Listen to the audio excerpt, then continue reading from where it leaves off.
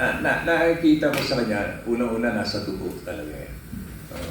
At nakikita ko din na sa kanya, very independent din siya. At hindi basta-basta na nadidiktahan.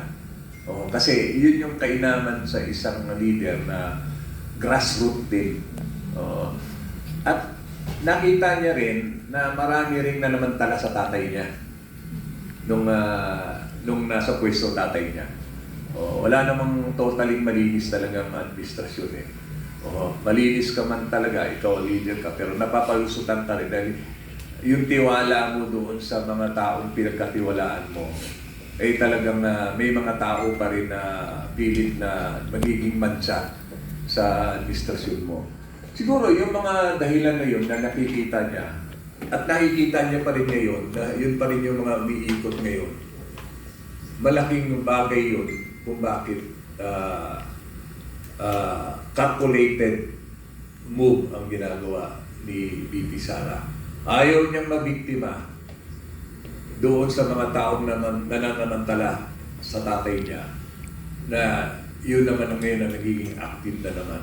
Para bang nasa isang river na may isang buhaya na naghihintay na may maligaw na isang hayop na sasaklawin. Lahat ng nangyayari, lahat ng calculated move ni Bibi Sara, nakita niya yan sa kapanahunan ng tatay niya. Yun. Sa palagay ko ito, akin lang po ito. Yun ang dahilan kung bakit naniniguro si Bibi sa bawat hakbang na kanyang gagawin. Tama po kayo, medyo may sarili siyang palo. Bagamat Duterte po si BP, may kakaiba po. May something so special, kakaiba.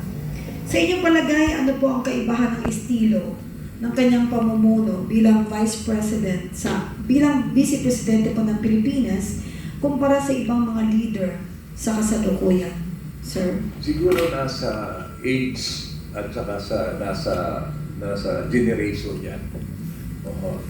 Yung age kasi ni VP Sara, ito yung productive age nila eh. So, at the same time, iba ang approach, iba't ibang dynamics, bawat henerasyon. Iba't ibang problema at iba-ibang solusyon. Dito, nakita naman ni BP na tumindig siya nung una niyang nakita yung insertion na nadismaya siya dahil akala niya yung second chance, lagi natin sinasabi, ay para ayusin. Nagulat siya dahil marami pa rin talagang magnanakaw na nagpapanggap na mga disente at na nagpapanggap na honorable. Pero nabiktima siya doon sa kanyang pagtitiwala. Nagtiwala siya.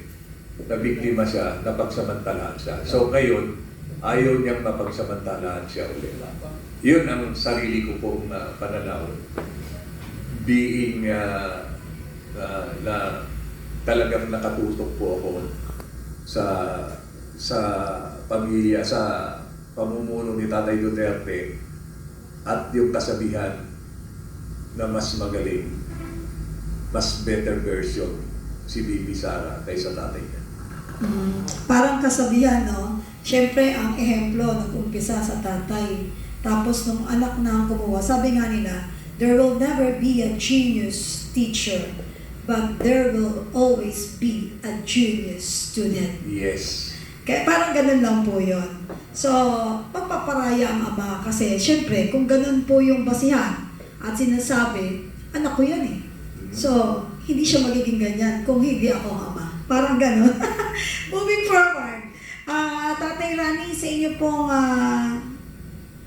pakiramdam, bakit laging nananatiling malakas ang suporta ng maraming Pilipino kay Vice President Sara Duterte? Ano po yung nakikita ninyong dahilan? Una-una nakita ang pagiging isang dugong Duterte. Si Duterte lang naman talaga ang naging presidente na mahal ng masa at makamasa. O, salitang masa, kilusang galawang masa. Saan nga nakakita ang presidente na yung mga nagrarally nung unang term pa lang niya, pinapasok niya sa Malacanang. Saan nga nakikita ng unang sona niya, nakita niya nagrarally sa harap ng Congress, binabaan niya. Only kaya lang, sabi ko nga, tinatalo kasi tayo nung iba talaga yung mga iba kasi kahit sa unang panahon di ba? Sa lahat ng kwento. Konsi, sa lahat ng kwento, walang magiging bida kung walang kontrabida. Ganyan lang yan. So habang nandyan si kontrabida, lalong nakikita yung dahilan kung bakit siya naging bida. So, yan po ang reality, lalo sa Pilipinas. Ganito po yung bansa natin. Kuyugan yan grupo-grupo. Pag alam nilang mas marami sila, ang lakas ng loob nila kahit mali. Tandaan niyo po, kahit anong dami ninyo, pag bumitik ang Diyos, tumba kayong lahat. Yeah. Tsaka isa pa, madama, ang Pilipino kasi parang hindi pa rin naalis yung hanggang pangarap, dream lang. Yeah. Nangarap na ang asenso, ayaw na magtrabaho. Alam niyo tayo po dyan. Parang to dream the impossible dream. Di ba? Kaya nga, kung wala namang tatayo na kagaya ni BP Sara sa bayang ito, kaya lang, inasa na lang natin sa kanya lahat. Oo. We need to Yun yung nakalungkot na you have to, sana, yung alisin na natin yung saan ba tayo nakilala, ang Pilipino, buwan tamad, nangangarap makakain, pero Ayaw pinasin. ayaw pitasin. Lahat na, parang spoon feeding, parang gano'n. Gusto, yeah, Babaksak na lang. babagsak na lang, pero namatay tuloy siya sa gutom, hindi mo bumagsak. Dudugtungan ko po yan Ano po yung sa inyong pananaw, no? Ano yung nakita ninyong pinakamahalagang contribution po ni Vice President Sara Duterte sa ating pong bansang Pilipinas? Pinakita niya yung katapatan. Pinakita niya na ang kanyang katapangan. Pinakita niya ang pagtitiwala. At pinakita niya ang kanyang pagmamahal. Yun. Tunay na pagmamahal. Yeah, tunay na pagmamahal. Totoo po yung Tatay Rani.